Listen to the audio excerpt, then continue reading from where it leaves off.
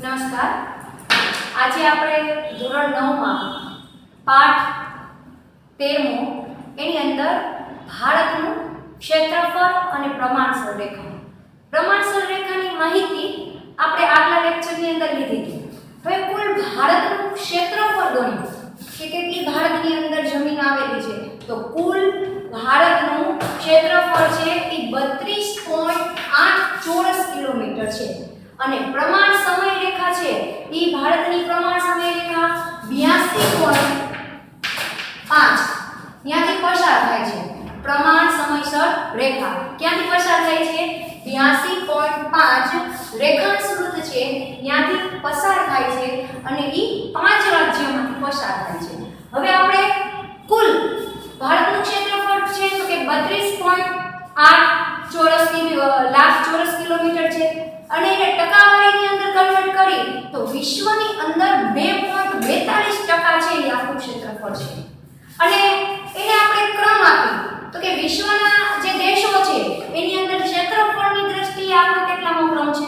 તો કે ક્ષેત્રફળની દ્રષ્ટિએ આપણા દેશનો 7મો ક્રમ છે. તો કે 7મો ક્રમ છે તો આપણાથી મોટા 6 દેશ છે. તો એ 6 દેશ કયા છે? તો કે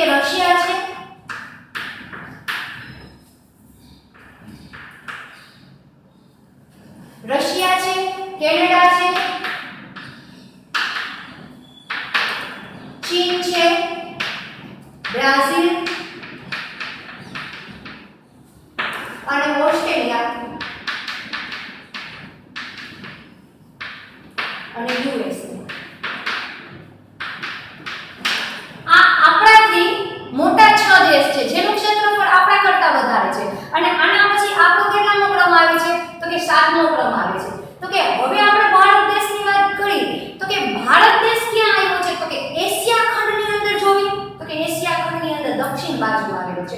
આપણો ભારત દેશ છે ને એશિયા ખંડમાં છેડો છે. એશિયા ખંડની દક્ષિણ બાજુ.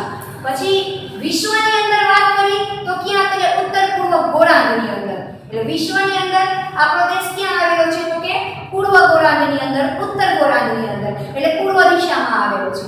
પછી જોવી તો કે ઉત્તરમાં હવે આ ભારત દેશ જોવી તો કે એની અંદર શું છે? તો કે ઉત્તર ભાગમાં જાય છે. આ ઉત્તર દિશા આપણે લખ્યું છે તો કે ઉત્તર દિશાની અંદર જોઈને તો પશ્ચિમથી પૂર્વ બાજુ છે એ પહાડોની શ્રેણીઓ આવેલી છે.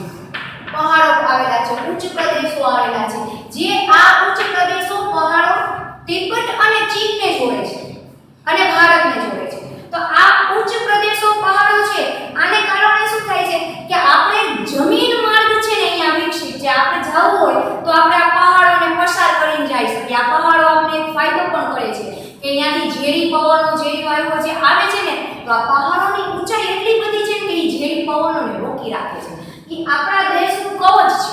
અને આપણે આને જળમાર્ગ તો ક્યાંય શક્ય નથી એટલે આપણે ચીન સુધી અને તિબેટમાં પસાર થવું પડે તો આ જે પર્વતીય અવરોધ માર્ગ છે ને ત્યાંથી પસાર થવું પડે. આપણે જોયું હશે કે સિયાચીન ને એ બધા જ્યારે વિષયો આવે છે ત્યારે યુદ્ધ થાય છે ને તો આ પહાડો ઉપર બરફના પ્રદેશોમાં થાય છે અને આપણા સૈનિકો છે ને અહીંયા બધા તૈનાત કરેલા હોય છે. તો આ કેવું છે તો કે આપણી જે ભારત દેશ છે એની પશ્ચિમથી પૂર્વ બાજુનો જે વિસ્તાર છે તો અહીંયા શું છે તો કે પર્વત શ્રેણી આવેલી છે. અને પછી જોવી દેશને તો ઉત્તર ગોળાર્ધની અંદર છે એ આપણે ખૂબ મોકાનું સ્થાન ધરાવે છે. અને બીજું જોઈ તો કે દક્ષિણની અંદર તો કે આ ભારત દેશ છે એની દક્ષિણ બાજુ અને એમાં આપણે જોવી તો કઈ બાજુ તો કે પૂર્વ બાજુ જોવી અને નીચેની બાજુ તો અહીંયા છે એ બંગાળાની ખાડી આવેલી છે.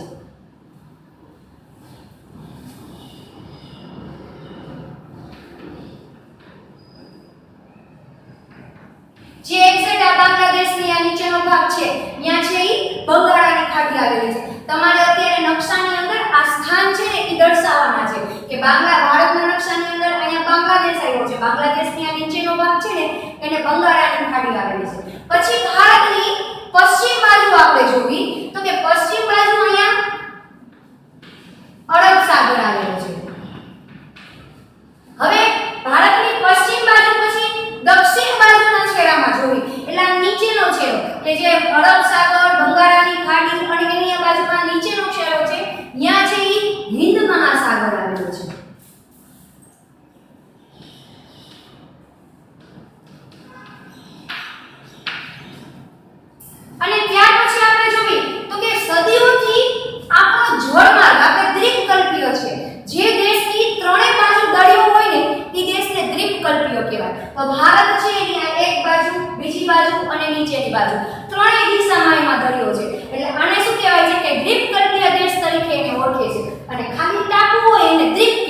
કેમ કે જેની ચારે બાજુ શું છે? દરિયો છે. તો કે આ દ્વીપકલ્પીય છે અને સદીઓથી આપણો જે આ જળમાર્ગ છે ને એ પ્રાચીન કાળથી વિકસિત છે. પ્રાચીન કાળથી એને વિકસિત કરી તો કે વિશ્વની અંદર જ્યારે કોઈ પણ દેશોને જહાજ બનાવતા નહોતું આવડતું ને ત્યારે જહાજ બનાવવાવાળા એન્જિનિયરો એ ભારત દેશની અંદર હતા. ભારત દેશ છે ને એ વિદેશોના બીજા બધા દેશોને જહાજ વેચતો. પણ એ કેવા જહાજ વેચતો કે ભારત દેશના જે નાવિકો છે ને એ જહાજ બનાવે અને સારામાં સારા સ્ટીલનું જહાજ બનાવતા. એવા પ્રકારના સ્ટીલનું જહાજ બનાવતા કે જેમાં કાટ ન ખાય. અને આ ક્યારે તો કે 10મી સદીની અંદર આપણી પાસે જહાજ હોય એની પહેલાના હતા. અત્યારે આપણે બીજા દેશવાળા જહાજ ખરીદવા માટે ભારત આવતા. અને ઈ પણ આપણે જ્યારે બીજા દેશને વેચાણ કરતા જહાજોનું, ખાસ કરીને ઇંગ્લેન્ડને, ઈસ્ટ ઇન્ડિયા કંપનીને, ફ્રેન્ચ ઇન્ડિયા કંપનીને, આ બધાને વેચાણ કરતા ને તો એવા પ્રકારના જહાજ વેચાણ કરતા જેને ખુદ આપણે 25 વર્ષ વાપર્યું. 25 વર્ષ 50 વર્ષ આપણા લોકો વાપરે પછી એને વેચે. નવું જહાજ ખરીદવાની કોઈનામાં ટેવ નહોતી. કેમ કે આપણે કોઈ વસ્તુ વેચતા એની બદલે કા સોનું લેતા અને કા ચાંદી લેતા. એટલે સમૃદ્ધતાથી ભરેલો દેશ. ધનિષ્ઠ સંસ્કૃતિ. ધનિષ્ઠ સંસ્કૃતિ કેમ કે જ્યારે આ દેશના લોકો ખૂબ ભવ્ય સારી શિક્ષણ મેળવતા હતા, વિજ્ઞાન સાથે જોડાયેલા હતા, રસાયણ સાથે જોડાયેલા હતા, ટેકનોલોજી સાથે જોડાયેલા હતા, બાંધકામ શાસ્ત્ર એ લોકોને આવડતું હતું અને ધાતુઓની શોધખોળ થઈ હતી, સાધન સામગ્રી બનાવતા હતા અને ખાસ કરી કાપડ બનાવતા હતા. ત્યારે વિશ્વના બીજા દેશના લોકો છે ને એ જાનવર જેવું જીવન જીવતા હતા. એ લોકોને કાપડ બનાવવાની કે એની શોધ કે કાપડ કેવું હોય એ પણ ઘણા દેશને નહોતી ખબર. અને ભારત દેશ છે એ આ બધી જ વસ્તુ ત્યારે દેશમાં ખૂબ ઉદ્યોગો હતા. ધનિષ્ઠ સંસ્કૃતિ છે, પ્રાચીન સંસ્કૃતિ છે. આજે આપણે ઘણા બધા મંદિરો જોઈ છે ને તો એ મંદિરોની અત્યારે શિલ્પીઓ જોઈને તો એમાં આપણી સંસ્કૃતિ બતાવી છે. આપણે દક્ષિણ ભારતની અંદર જે મંદિરો જોઈ છે તો એમાં ખાસ કરીને આવી કલાકૃતિઓ દેખાડે છે કે જેની અંદર જોવી તો કે મંદિરની અંદર સાયકલ દોરેલી છે. મંદિરની સાલ જોવી તો 5000 વર્ષ પહેલા, તો 5000 વર્ષ પહેલા સાયકલ હશે. અને અંગ્રેજો તો ઈસવીસનની શરૂઆત થઈ તો કે 2020 તો ઈ તો એમ કહે છે સાયકલ અમે લાવ્યા. એની પહેલા જોવી તો કે પ્લેન દોરેલા છે. એની પહેલા જોવી તો ગંધ છે એની અંદર બોલ દોરેલા છે. એક પથ્થરની અંદર આ બધું કરેલું છે. તો બાંધકામ વિજ્ઞાન આપણા દેશમાં આવ્યું. પંચાંગની અંદર, ખગોળશાસ્ત્રની અંદર ઈ સમયે કીધેલું કે ક્યારે સૂર્યગ્રહણ થશે, ક્યારે ચંદ્રગ્રહણ થશે, કેટલા વર્ષ પછી શું થશે એ અગાઉ કીધેલું. તો આપણા ગણિતની ગણતરી કેટલી પરફેક્ટ કે દિવસો ગણીને એ લોકોએ પંચાંગ એટલા વર્ષો પહેલા આવ્યું. એટલે ધનિષ્ઠ સંસ્કૃતિ અને એવી સંસ્કૃતિ કે આજે અંગ્રેજો જ્યારે ભારતમાં આવ્યા અને ભારતની મુલાકાત લીધી ને પછી જ્યારે એની સંસદમાં મળે ને ત્યારે એમ કહેતા કે ભારતના પ્રત્યેક ઘરની અંદર અઢળક સોનું ચાંદી છે. શું કામ? કેમ કે બધા લોકો વેપાર કરે છે પણ એની બદલે શું લે છે? સોનું અને ચાંદી. તો આ અઢળક છે અને એ લોકો પાસે ગણવાનો ટાઈમ નથી. કેમ કે એ લોકો જોખે છે, વજન કરે છે, કેટલા કિલો છે એ કિલો ઉપર લઈ લે છે અને દે છે. તો આવું ભારતનું પ્રત્યેક ઘર હતું. એટલે ધનિષ્ઠ સંસ્કૃતિ કીધી, પ્રાચીન સંસ્કૃતિ કીધી. તો કે દેશની અંદર જોઈ તો કે સદીઓથી છે એ પૂજાની પદ્ધતિ આ બધું વિજ્ઞાન સાથે જોડાયેલું. લોકો ખૂબ સારું જીવન જીવતા હતા. અને આપણે આપણા મહાભારત, રામાયણ આ બધાનો સમયગાળો જોઈને તો એ સમયગાળા પહેલા શ્રીલંકા અને ભારત વચ્ચે પુલ બનાવ્યો હતો. તો એ એન્જિનિયરો કેવા હશે કે કેવા પથ્થર જોઈન્ટ કર્યા. પછી આપણે આપણી ચિકિત્સા પદ્ધતિને લઈએ, ભારત દેશની ચિકિત્સા પદ્ધતિને, તો આપણે ગણપતિનું તમને ઉદાહરણ આપું કે સદીઓ પહેલા ગણપતિ છે એનું ગરદન છે એ કપાઈ ગયું કે પ્રાણીનું સર્જરી કરીને પ્રાણીની ગરદન ફિટ કરી. તો કેવી ચિકિત્સા પદ્ધતિ હશે કે વ્યક્તિને પ્રાણીનું મોઢું બેસાડ્યું ને વ્યક્તિ જીવિત છે. ભવિષ્યમાં એવી કોઈ સર્જરી આપણી ધ્યાનમાં આવે કે કોઈ વ્યક્તિનું ગરદન કપાઈ ગઈ ને પ્રાણી છે એની ગરદન ફિટ કરી દીધી તો એ આપણી સંસ્કૃતિમાં પહેલેથી છે. એવી સર્જરી આપણે પહેલેથી થતી. તો આવા અઢળક ચિકિત્સા પદ્ધતિ આપણે છે એ ચિકિત્સા પદ્ધતિની અંદર સુશ્રુતને ન ભૂલી શકીએ. શું કામ ન ભૂલી શકીએ? કેમ કે એક વાળનો 100મો ભાગ થાય ને એવા એને શસ્ત્ર બનાવ્યા હતા.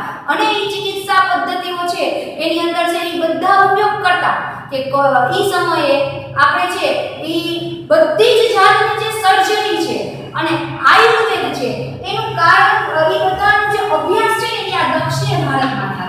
આ દક્ષિણ ભારતની અંદર આયુર્વેદિકની મહાવિદ્યાલયો હતી. એટલે બધી ચિકિત્સા પદ્ધતિનો અભ્યાસ અહીંયા થતો. વિદ્યાર્થીઓ અહીંયા જઈને અભ્યાસ કરતા અને પછી જુદા જુદા દેશના વિદ્યાર્થી પણ અભ્યાસ કરવા આવતા. તો આવી રીતે જોઈએ ત્યાર પછી તો કે ધનિષ્ઠ સંસ્કૃતિ અને વેપાર. આપણે સદીઓથી બધા દેશો સાથે વેપાર કરી છે. જ્યારે પશ્ચિમ બાજુ ને એ બાજુ જાય છે તો કે આફ્રિકા ખંડ આવે છે તો કે આફ્રિકા ખંડની અંદર આપણે વેપાર કરવા જતા. ઈ સિવાય આપણે જોવી તો કે આપણો વેપાર જ્યારે યુરોપમાં છે તો કે યુરોપ પર્વતમાળા છે ત્યાંથી આપણે જઈ અને યુરોપ દેશની અંદર આપણે વેપાર કરતા હતા. પછી જમીન માર્ગ તુર્કમેનિસ્તાનથી બંધ થયો એટલે વેપાર બંધ થયો. પછી પેલી જળમાર્ગ ગોઈતો પણ જળમાર્ગ તો પહેલેથી ગોતેલો હતો. ત્યાર પછી જોવી તો કે જ્યારે આપણે ઈ સિવાય રશિયા છે, કેનેડા છે અને યુએસએ છે ત્યાં પહોંચવા માટે આપણે શું કરતા તો કે ઇન્ડોનેશિયામાં મલક્કાની સમુદ્રધુની છે તો કે ત્યાંથી આપણે ઈ સમુદ્રધુનીથી અહીંયા પેસિફિક મહાસાગર આવે છે તો કે પેસિફિક મહાસાગર છે ઈ પસાર કરીને છે ઈ આપણે કેનેડા છે, યુએસ છે ઈ બધી જગ્યાએ આપણા માલનો વેપાર કરતા. ખાસ એટલે કે રશિયાના રાજા અને રાણીઓ છે ને એ ભારતના જ કાપડના વસ્ત્રો પહેરતા. કેમ કે ભારતના કાપડના વસ્ત્રો 100 ગ્રામ કાપડ અને કાપડની લંબાઈ કેટલી તો કે 13 થી 14 મીટર સુધીની લંબાઈ જેને 15 ગજ કહેવામાં આવતું. 15 ગજ, 1 ગજ એટલે તો કે 1 મીટરમાં થોડું ઓછું એટલે 1.5 મીટર એટલે 13 થી 14 ગજ મીટર જે મલમલનું કાપડ છે એક વીંટીમાંથી પસાર થઈ જાય અને ઈ કાપડ છે જે મલમલનું એક વીંટીમાંથી પસાર થાય ઈ કાપડ આપણે વેચાણ કરતા ને એનો વજન કેટલો તો કે ફક્ત 100 ગ્રામ. તો આવું કાપડ ભારતમાં બનતું, આટલું હળવું કાપડ ભારતમાં બનતું અને વિશ્વમાં વેચાણ કરતા. આપણે અહીંયા સ્ટીલની કંપનીઓ હતી તો કે સ્ટીલની કંપનીઓમાં ભારતના લોકો જે સ્ટીલ ઉત્પાદન કરતા ને કોઈથી ફાટતું નહીં અને થર્ડ ક્લાસ કંપની હોય આપણી જેમ કે આપણા 50 વર્ષ 25 વર્ષ વાપરેલા જહાજો અંગ્રેજો ખરીદતા અને પછી એ 25 વર્ષ વાપરતા. તો ઈ કેટલું ટકાઉ વસ્તુ આપણે બનાવતા. તો કે ઈ જે સ્ટીલ છે તો સ્ટીલના જ્યારે પહેલી વખત એક અંગ્રેજ આવી અને ભારતમાંથી સ્ટીલના ચમચા ચમચીને એવું લઈ ગયું તો ત્યાં જઈને એને ટેસ્ટ કરાવ્યું તો કે આ જે સ્ટીલ છે એ ભારતની થર્ડ ક્લાસ કંપનીનું છે, સારી કંપનીનું નહીં.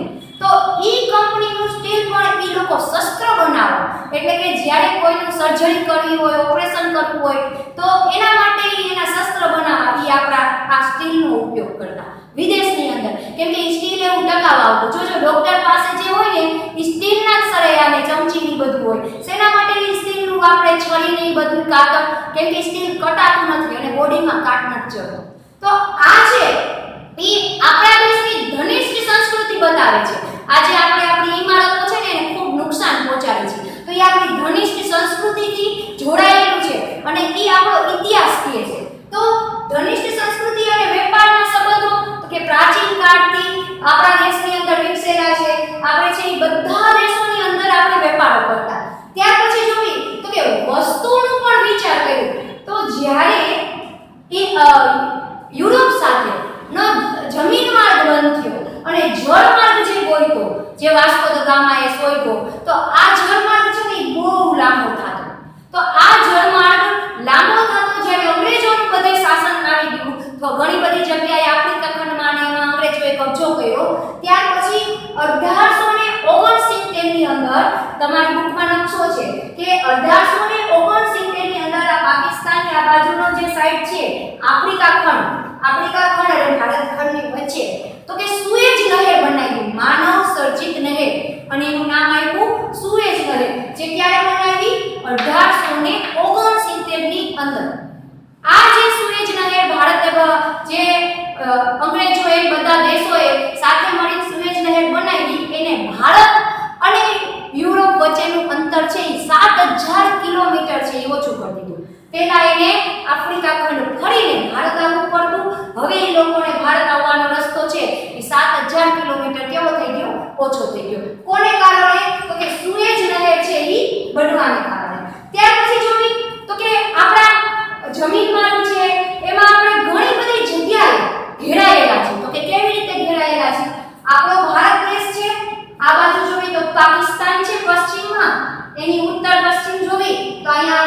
અફઘાનિસ્તાન છે, એની ઉપર તિબેટ છે, એની ઉપર ચીન છે, નેપાળ છે, ભૂતાન, બાંગ્લાદેશ, શ્રીલંકા, અહીંયા જોઈએ તો મ્યાનમાર છે. તો બધી બાજુ જમીનોથી ઘેરાયેલો છે. જમીનોથી બધી બાજુ ઘેરાયેલો હોવા છતાં પણ આપણે વેપાર કર્યો છે. સમુદ્ર માર્ગેથી પણ આપણે વેપાર કર્યો છે અને જમીન માર્ગેથી વેપાર કર્યો છે અને અનેક દેશોના લોકો આપણા દેશની અંદર વેપાર કરાવવા, ધન કમાવા, પોતાનો જીવ બચાવવા પણ આ દેશમાં આવ્યા છે. વિશ્વમાં એકમાત્ર એવો દેશ કે જેને બધા દેશને સ્વીકાર્યા છે અને જુદા જુદા દેશના લોકો અહીંયા વસવાટ કરી અને આજે બીજા દેશની સંસ્કૃતિ પણ આપણી સાથે મિક્સ થઈ ગઈ છે અને આપણે એ સંસ્કૃતિનું આદાન પ્રદાન કર્યું છે. ઘણા લોકો આવ્યા, આપણી સંસ્કૃતિમાંથી શીખા, વયા ગયા. ઘણા લોકો આવ્યા, લૂંટ કરવા આવ્યા હતા, લૂંટેરા થઈને આવ્યા હતા, અહીંયા વસવાટ કરવા માંડ્યા, અહીંયા રાજ કરવા માંડ્યા અને પોતાની સંસ્કૃતિનો અહીંયા વિચારો છે એ ફેલાવવા માંડ્યા. ખાસ કરીને અફઘાન, પાકિસ્તાન, અફઘાનિસ્તાન, ઈરાક, ઈરાન, ત્યાંથી જે મુસ્લિમ લૂંટેરાઓ આવ્યા એને શું કહ્યું હતું કે એને એની સંસ્કૃતિ અહીં ફેલાવી અને એ સંસ્કૃતિ જે એને અહીંયા ફેલાવી તો આપણે એનો સ્વીકાર કર્યો. આજે આપણા દેશમાં મુસ્લિમ જોવા મળે છે. અંગ્રેજો આવ્યા, એને એની સંસ્કૃતિ આ દેશમાં ફેલાવી તો ઈ સંસ્કૃતિ તો કે આજે આપણા દેશમાં ક્રિશ્ચિયન જોવા મળે છે. ખાસ કરી છે ઉત્તર ભારતમાં ક્રિશ્ચિયન ધર્મનું પરિવર્તન કર્યું. તો આપણો દેશ એવો છે કે આપણે સંસ્કૃતિનું આદાન પ્રદાન કર્યું છે અને જ્યારે બીજા કોઈ દેશની અંદર છે આટલું આદાન પ્રદાન નથી જે આપણા દેશમાં થયું છે. આપણા દેશમાં બધા ધર્મના લોકોને છૂટ છે. આપણે જોઈએ તો જ્યારે જર્મનીની અંદર હિટલરે યહૂદી લોકોનો નાશ કર્યો, નરસંહાર કર્યો તો યહૂદી ભાગીને અહીંયા આવ્યા જેને આપણે પારસી કહી છે. એ આપણા દેશમાં વસવાટ કર્યા, જીવ બચાવીને આવ્યા, એનો ધર્મ પાળે છે. આપણે એને નથી રોકતા, એને આપણે સ્વીકાર્યા. આપણે મ્યાનમારની અંદરથી મુસ્લિમોને તકર્યા જ્યારે બૌદ્ધ લોકોએ, ત્યારે એ પણ ભારતમાં આવીને હજી બેઠા છે. એ 40,000ની સંખ્યા હજી બેઠી છે. હજી આપણે નક્કી નથી કર્યું કે એનું શું કરવું. પાકિસ્તાન છે, અફઘાનિસ્તાન છે, આ બધામાંથી મુસ્લિમ, જૈન, બૌદ્ધ આ લોકોને જ્યારે કાઢી મૂક્યા છે એ દેશના લોકોએ ત્યાંના નાગરિક હતા છતાં પણ કાઢી મૂક્યા છે. છતાંય આપણી સંસ્કૃતિએ એ દેશને નાગરિકતા આપી. આપણે એને સ્વીકાર કરવા, સંસ્કૃતિનું આદાન પ્રદાન છે, આપણે એને સાચવા. એટલે ભારત દેશ છે એને સદીઓથી, ખાલી આ વર્ષે એમ કે 2 વર્ષ પહેલા જાહેર કર્યું કે CAA માં કે આ લોકોને નાગરિકતા દઈ એવું નથી. એની પહેલા શ્રીલંકાથી લોકો આવ્યા, એને પણ નાગરિકતા દીધી. એવી રીતે સદીઓથી ભારત દેશમાં જુદા જુદા દેશના લોકો પોતાની સંસ્કૃતિ સાથે આવે છે અને આપણે એનું આદાન પ્રદાન કરી છીએ અને આપણે એને સ્વીકારીએ છીએ. જ્યારે વિશ્વમાં કોઈ જાતિને આશ્રય માટે કોઈ દેશ નથી મળતો ત્યારે એને ભારત દેશ યાદ આવે છે અને ભારત દેશ છે એ મન મોટું રાખી અને બધા લોકોને સ્વીકારે છે. પછી આપણે આપણી સંસ્કૃતિની વાત કરીએ તો વસ્તુનું વેચાણ. આપણે ઘણી બધી વસ્તુનું વેચાણ તો આપણે જોઈએ તો કે કાપડ, તો મેં તમને ઉદાહરણ આપ્યું કે કેવા કેવા પ્રકારના કાપડ બનતા. તો જે કોટન કાપડ છે એ સુતરાઉ કાપડ, તો જો કોઈ દેશમાં કાપડ બનતું હોય ને તો કાપડ બનાવવાની મિલ હોય તો એના માટેના સાધનો હોય, એટલે મશીનરી હોય તો મશીનરી બનાવવા વાળા દેશની અંદર એન્જિનિયર હોય તો એન્જિનિયરનો અભ્યાસ થતો હોય. આ અંગ્રેજો એમ કહે છે કે એન્જિનિયરિંગનો અભ્યાસ અમે તમને આપ્યો. તો આપણા દેશની અંદર તો આટલા ઉદ્યોગો હતા, તો ઘણા બધા એન્જિનિયરો હતા. આપણા પ્રત્યેક ગામ વચ્ચે શિક્ષણની અંદર તો કે 300ની સંખ્યાએ એક ગુરુકુળ હતું અને ઉત્તર ભારતમાં 300ની જગ્યાએ એક ગુરુકુળ હતું, 300 વિદ્યાર્થી એક ગુરુકુળ, અને દક્ષિણ ભારતમાં 400 વિદ્યાર્થી એક ગુરુકુળ. તો આ જે વિદ્યાલયો હતી એમાં 18 વિષયો ભણાવવામાં આવતા અને આ 18 વિષયો પ્રેક્ટિકલ સાથે ભણાવવામાં આવતા. પણ સંસ્કૃત છે ને એ માધ્યમ હતું, સંસ્કૃત એક ભાષા એ માધ્યમ હતું. અત્યારે સંસ્કૃત છે એ ધર્મ જાહેર કરી દીધો લોકોએ. તો સંસ્કૃત માધ્યમથી આપણે 18 વિષય ભણાવતા, જેમ કે અંગ્રેજીની અંદર વિજ્ઞાન ભણાવે તો સંસ્કૃતિની અંદર સંસ્કૃત ભાષાની અંદર વિજ્ઞાન ભણાવતા, ગણિત ભણાવતા, બીજગણિત ભણાવતા, ખગોળ ભણાવતા, બાંધકામ શાસ્ત્ર ભણાવતા, આયુર્વેદ ભણાવતા, યોગ ભણાવતા.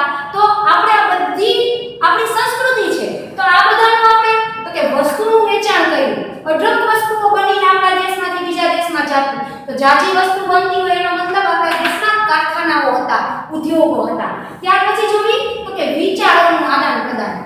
આજે ઘણા દેશના લોકો છે એ આપણા દેશના વિચારોમાં માનતા થયા છે. તમે ઘણી બધી જગ્યાએ જોતા હશો ઇસ્કોન મંદિરની અંદર છે એ ઘણા બધા છે એ સ્વામી બનીને અંગ્રેજો છે એ ચાંદલા કરે છે, ચાંદલા કરીને ઢોલક વગાડે છે અને શ્રી રામ જય રામ, હરે કૃષ્ણ હરે રામ આવી રીતે ધૂન ગાતા ગાતા નીકળે છે.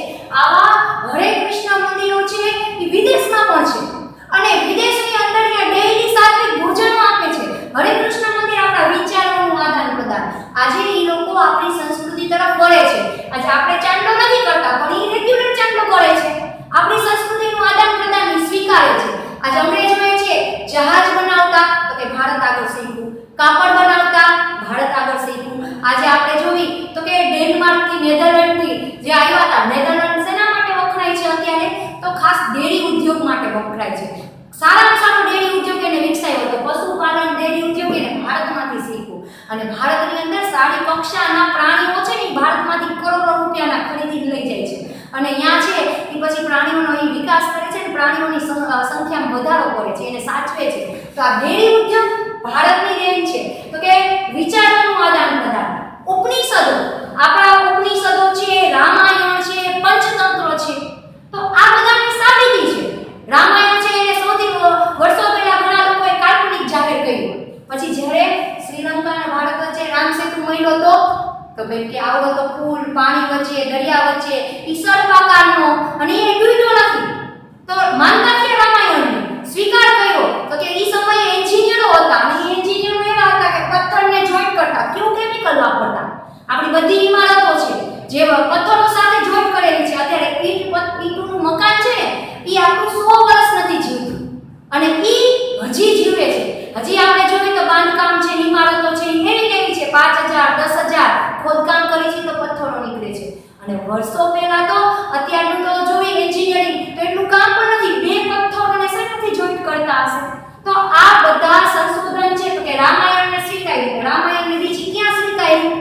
તો કે પ્લેન બનાવવા માટે. પ્લેન બનાવવા માટે શું વિચાર્યું? તો કે ભાઈ રાવણ હતો ને એ રાવણે શું કર્યું હતું? તો કે સીતાજીનું હરણ છે એ પ્લેનમાં કર્યું હતું. કેવું પ્લેન? તો કે મોટું થાય નાનું થાય એવું પ્લેન આવશે ભવિષ્યમાં. હજી શોધ ચાલે છે. ત્યારે અચરજ ન માનતા કે કોઈ દેશે આવું મોટું પ્લેન શોધ્યું. ટેકનિક છે એ ભારતની હતી.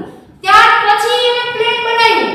રામાયણ ઉપરથી પ્લેન બનાવ્યું, આપણા પુષ્પક વિમાન ઉપરથી. ત્યાર પછી કે પંચતંત્રની વાર્તાઓ આખા વિશ્વની અંદર, વિશ્વની સાંસદની અંદર આનો સ્વીકાર થયો છે. ત્યાર પછી જોઈએ તો કે ભારતની ચિકિત્સા પદ્ધતિ જેની અંદર છે આજે આયુર્વેદિક ચિકિત્સા પદ્ધતિ જાપાન અપનાવે છે. આ જાપાનની અંદર મોટા ભાગના ઈલાજો છે એ આયુર્વેદિક ચિકિત્સા પદ્ધતિથી થાય છે. આપણે ઓલા દરિયા કિનારે સ્ટીમ લઈ છે એ બધી ભારતીય ચિકિત્સા પદ્ધતિની અંદર જણાવ્યું છે. અલગ અલગ પાનના શેક લઈ છે, પછી બોડી સ્ટીમ લઈ છે અને ઘણું બધું આપણે એને સ્પા કહી છે અત્યારે નવી અંગ્રેજી ભાષામાં. તો આ બધું ભારતીય ચિકિત્સા પદ્ધતિનો એક ભાગ છે અને આયુર્વેદિક, હોમિયોપેથી, નેચરોપેથી આ બધી ચિકિત્સા પદ્ધતિ ભારતની દેન છે અને એનો આજે વિશ્વના દેશ છે એ સ્વીકાર કરે છે.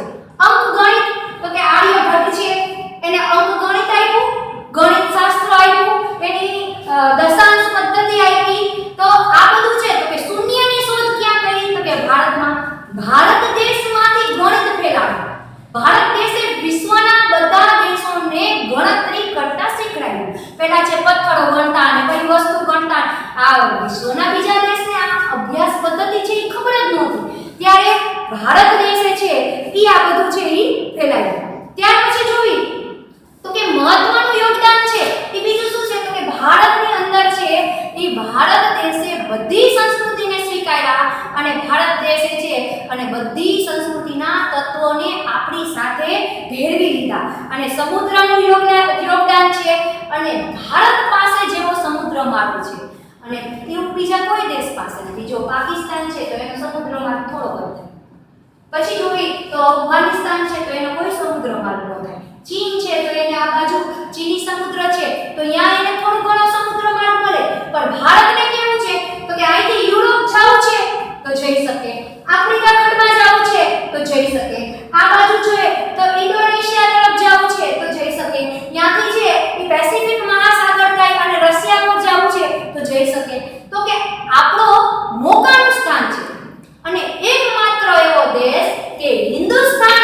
ઉપરથી હિન્દ મહાસાગરનું નામ મળ્યું. હજી જો આ ભાષામાં આપણે પાકિસ્તાન, અફઘાનિસ્તાન, તુર્કમેનિસ્તાન, હવે એની અંદર આપણે શું બોલી છીએ? હિન્દુસ્તાન. પણ હિન્દુસ્તાન નામ નથી, ખરેખર વાસ્તવમાં હિન્દુસ્તાન નામ હતું અને એનું નામ ભ્રષ્ટ કરી હિન્દુસ્તાન બનાવી દીધું લોકોએ. તો એનું નામ શું હતું? હિન્દુસ્તાન. હિન્દકુશ પર્વતથી ચાલુ કરી, અહીંયા હિન્દકુશ પર્વત આવેલો છે. હિન્દકુશ પર્વતથી ચાલુ કરી હિન્દ મહાસાગર સુધીનો વિસ્તાર અને એની અંદર વસતા લોકો એટલે હિન્દુ લોકો. કોઈ ધર્મ નહીં, કોઈ જાતિ નહીં, એવું કાંઈ જ નહીં. અત્યારે હિન્દુ ધર્મ બનાવી દીધો છે. પહેલા લોકો જે વિસ્તારમાં રહેતા, જેમ કે આફ્રિકામાં રહેતા તો આફ્રિકન કહે છે ને, તો એવી રીતે હિન્દુસ્તાનની અંદર એટલે શું કે હિન્દકુશ પર્વતથી હિન્દ મહાસાગરના વિસ્તારમાં જેટલા લોકો વસવાટ કરે છે એને હિન્દુ કહેતા. પછી અંગ્રેજો આવીને ધીમે ધીમે ધીમે બદલાવી નાખ્યું અને આપણે એ બદલાવ છે એ સ્વીકારતા ગયા. એટલે એક દેશ ઉપરથી એક મહાસાગરનું નામ. આપણે અમેરિકા જોઈ તો અમેરિકા ઉપરથી કોઈ છે મહાસાગર? પેસિફિક નામ છે, પણ પેસિફિક છે કોઈ દેશ નથી ને. તો હિન્દુસ્તાન દેશ છે ને હિન્દ મહાસાગર છે. તો આ એક મહત્વનું વાત કહેવાય. આપણા દેશના ઉપરથી આપણી સંસ્કૃતિ, આપણા દેશની અંદર લોકો જે વસવાટ કરે છે એની રહેણી કહેણી, હિન્દુ એટલે એક રહેણી કહેણી હતી, એક સભ્યતા હતી, એક સંસ્કૃતિ હતી. એ ગુણ જેનામાં હોય ને એને હિન્દુ કહેવાય. તો આ ઉપરથી હિન્દ મહાસાગરનું છે એ નામ થયું. ત્યાર પછી આપણે આપણા દેશની અંદર બીજી વાત જોડી તો કે આપણે દેશની અંદર જોઈ તો એક મહત્વનું સ્થાન, દેશની અંદર 29 રાજ્યો આવેલા છે.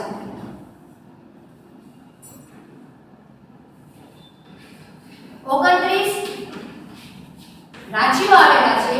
આ 29 રાજ્યમાં 2 જૂન અને 2014 ત્યારે 29મું રાજ્ય જે બન્યું ને તેલંગાણા બન્યું.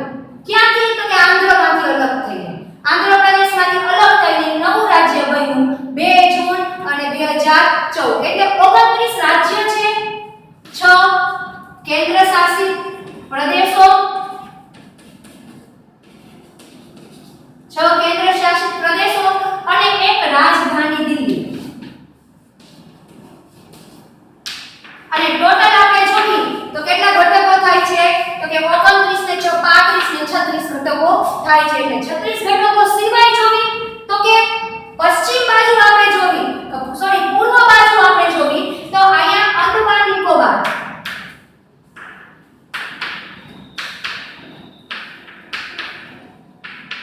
ટાપુઓ છે. હવે આ અંદમાન નિકોબાર ટાપુઓ કેવા છે? થોડા દૂર દૂર છે, એકાબીજાથી દૂર દૂર આવેલા છે. ત્યાર પછી આપણે પશ્ચિમ બાજુ જોવી અરબ સાગરમાં તો અહીંયા જે ભેગા ભેગા જે થોડા થોડા નાના ટાપુ દેખાય છે એ લક્ષદ્વીપ ટાપુ છે. તો આ લક્ષદ્વીપ ટાપુ, આ બાજુ જોવી તો પૂર્વ બાજુ અંદમાન નિકોબાર ટાપુ. અને એની સિવાય જોવી તો કે હવે બીજા દેશો આપણી સાથે ક્યાં ક્યાં જોડાયેલા છે તો કે પશ્ચિમની અંદર જોવી તો કે પશ્ચિમની અંદર પાકિસ્તાન જોડાયેલું છે.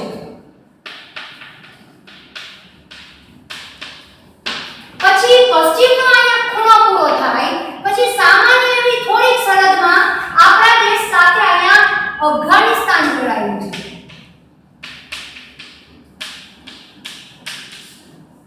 હવે ફરીથી કહું છું, પશ્ચિમમાં એક પાકિસ્તાન, એક અફઘાનિસ્તાન, ઉત્તર બાજુ જોઈએ અહીંયા તો તિબેટ જોડાયેલું છે. અત્યારે તિબેટ ઉપર છે એ ચીનનો કબજો છે, બાકી તિબેટ છે એ અલગ આખો દેશ છે અને એ લોકો પર સ્વતંત્રતા માંગે છે કે ફ્રી તિબેટ એવા છે એ જાહેર કરે છે અને આંદોલન કરે છે. પણ આપણે બહુ ખબર હોતી નથી. એની ઉપર છે એ ચીનનો ભાગ છે. તો ચીનની સરહદ અહીંયા જોડાયેલી છે કેમ કે એને તિબેટ ઉપર કબજો કર્યો ને એટલે ચીનને ભારતની સરહદ અહીં જોડાઈ. નકર ચીન છે એની સરહદ આપણી સાથે જોડાયેલી નહોતી. તિબેટ ઉપર કબજો કરવાની જોડાણી. ત્યાર પછી ભારતની અંદર આ નજીકનું સ્થાન જે ભારતની આપણી ગંગા નદી નીકળે છે અને ઘણી બધી નદીઓ અહીંયાથી આવે છે એ છે નેપાળ. અને નેપાળની બાજુમાં આ બાજુ જોવી ભારતનું તો કે ભૂટાન. ભારતનો જ એક ભાગ વર્ષો પહેલા ભારતનો હતો, પછી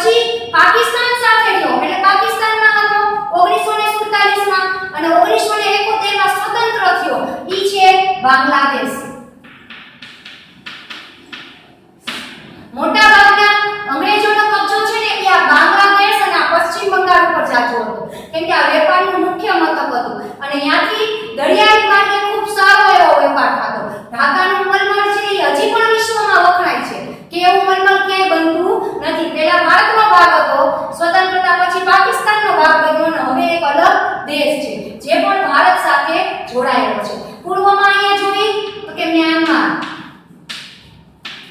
ટાપુઓમાં જોઈ તો કે અહીંયા શ્રીલંકા, કઈ બાજુ તો કે ભારતની દક્ષિણ બાજુ શ્રીલંકા. હવે શ્રીલંકાથી પશ્ચિમની બાજુમાં અહીં નીચેના છૂટા છૂટા ટાપુ જોઈ તો એની અંદર આ છૂટા ટાપુ છે એ અલગ દેશના છે અને જે દેશ છે માલદીવ.